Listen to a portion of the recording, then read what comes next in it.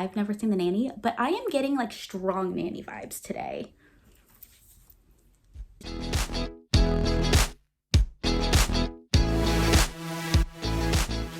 What's up? I'm Shanice and welcome to the 4th episode of my cycle syncing series.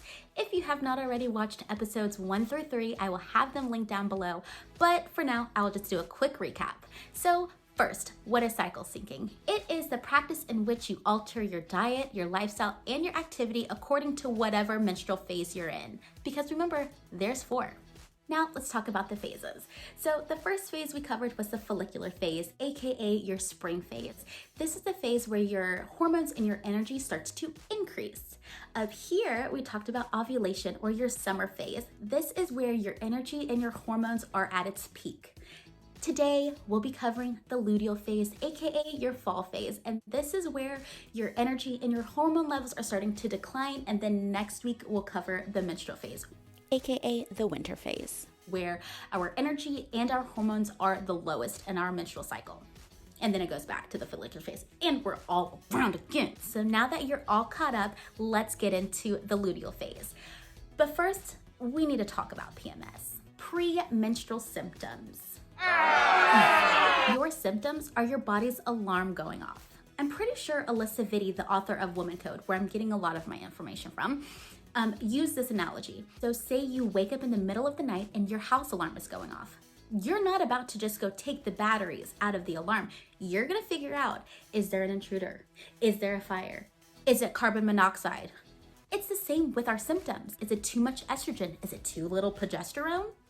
Don't ignore your symptoms and your hormone levels and just pop in birth control and think that it's gonna save you. Because yes, it may help you now, but it's not actually healing you. It's just suppressing your symptoms until you stop taking it and then your symptoms come back. We need to get to the root of the problem, figure out what's really going on. I used to have horrible PMS, like not just actual periods where I had to miss days from school, but my PMS, like I had painful cystic acne, I had uncomfortable bloating, and then not to mention my scary mood swings. I'm so sorry to my mom. And what's crazy is I thought this was normal. I thought that you were supposed to have cramps or mood swings or acne all leading up to your period, but guess what? You're not.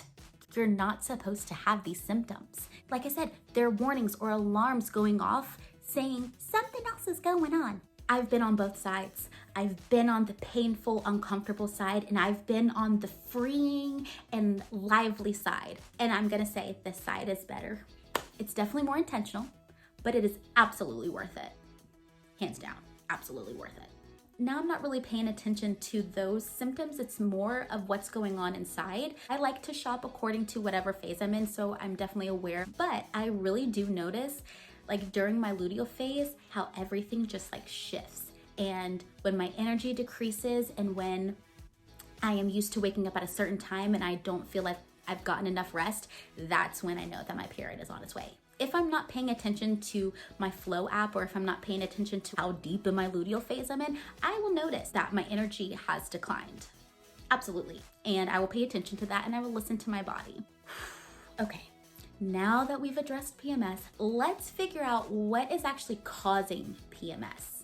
The luteal phase is your fall phase, and this lasts anywhere.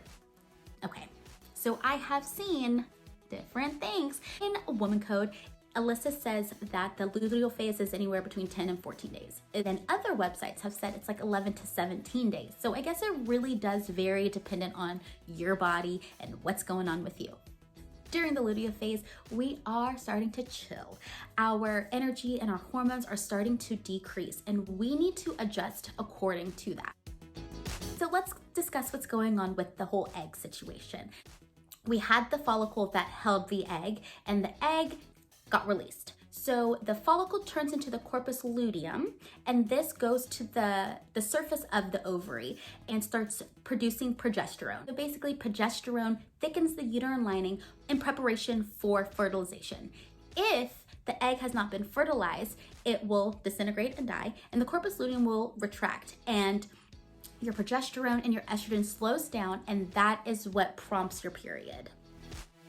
Obviously, your follicular stimulating hormone is going to be super low because the follicle has already done its job. The luteinizing hormone is going to be down because it's already done its job. So estrogen is going to be here, but progesterone is going to be the more dominant one during this phase. And then testosterone kind of trickles in towards the end of the phase. Progesterone's job is to basically help prepare you for pregnancy, not just with the uterine lining, but it increases your appetite and speeds up your metabolism. You will feel hungrier. It's not just your imagination. You will feel hungrier during this time, and you need to satisfy that need with complex carbs, nutritious filling food. High nutrient-dense calories are going to be vital during this phase in order to offset the shift in your blood sugar.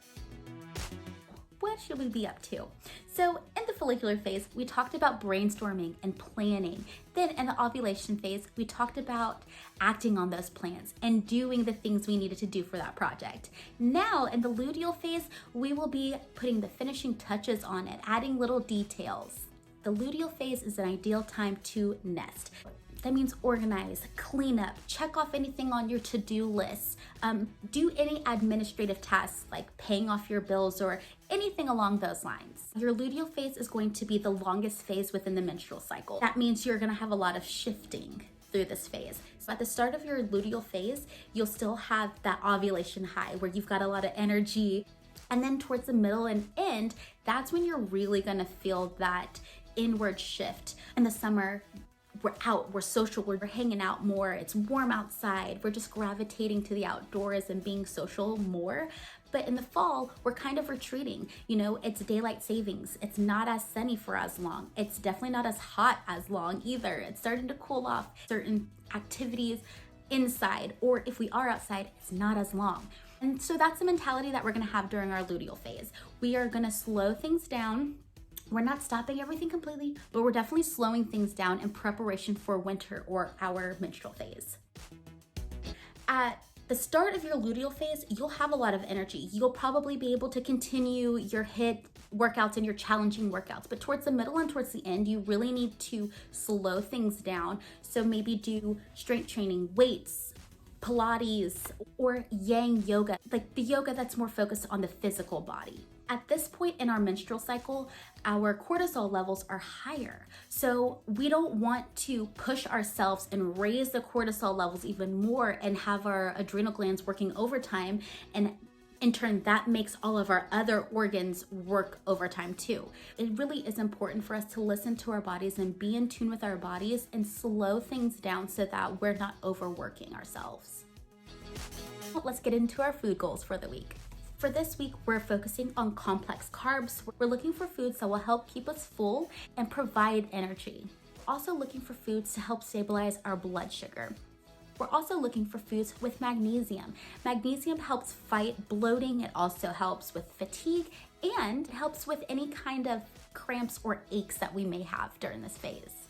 Okay, so as I said in my other videos, Alyssa has a whole list of suggested foods in her book. And if you don't want to buy the book, you can look it up online. There's lots of resources that have what foods you should be eating during this phase. I have taken the suggested foods and made meals out of them. So first, we'll start with breakfast. So for breakfast, I went with like an egg McMuffin situation with a side of sweet potatoes. I did turkey bacon. Turkey bacon is high in protein. It keeps you fuller longer. It also has B12, magnesium, iron, and folate, which is also important for lining the uterus. As for the sweet potatoes are like the superfoods during your luteal phase. I guess during any phase, but especially your luteal phase because it really helps stabilize your blood sugar.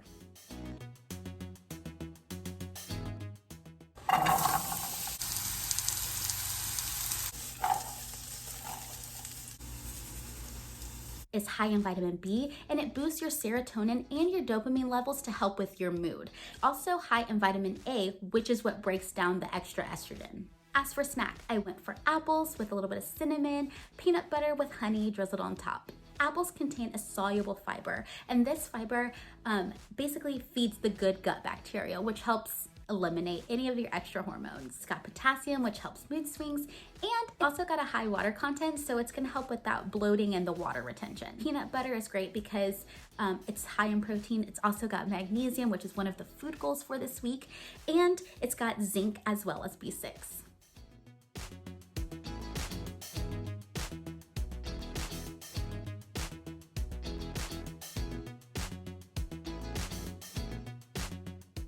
For lunch, I went with like sesame cauliflower, brown rice, and a cucumber salad on the side. The cauliflower is also a cruciferous vegetable, which helps feed the good bacteria in your gut. Brown rice is on the list of suggested foods because it is a complex carb. It has amino acids, it's got protein, it keeps you fuller longer, and it helps with any kind of sugar cravings. And I went for cucumbers. Cucumbers with some sesame oil. Sesame seeds are suggested during this time because we've got the magnesium that we need, the vitamin B, and the copper that will help reduce any kind of period cramping pains.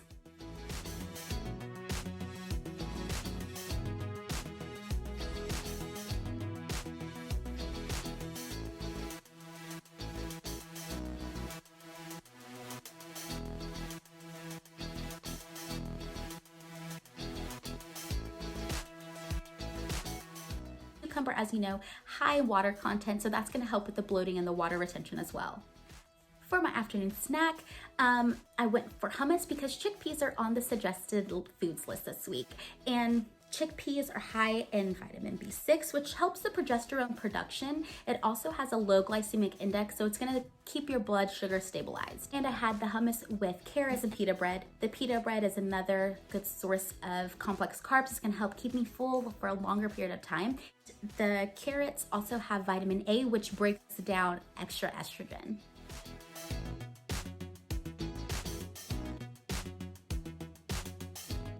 For dinner, I went for like a shepherd's pie situation. Beef is on the list of suggested foods for this week, so I used ground beef, which are high in amino acids. It's got different types of B vitamins, which helps blood formation. I added onion, which is a good source of fiber, and it feeds your gut bacteria. It also is high in folate, which helps cell growth and your metabolism. I added zucchini, which has magnesium and potassium, so that helps with your bloating. And then I just topped it off with the potatoes, which are high in vitamin B6, and it's definitely a complex carb to keep you full. That is it for the luteal phase. I hope you guys learned something new and you guys can implement some of these ideas into your life. I will see you next week when we talk about the menstrual phase. Thank you so much for watching.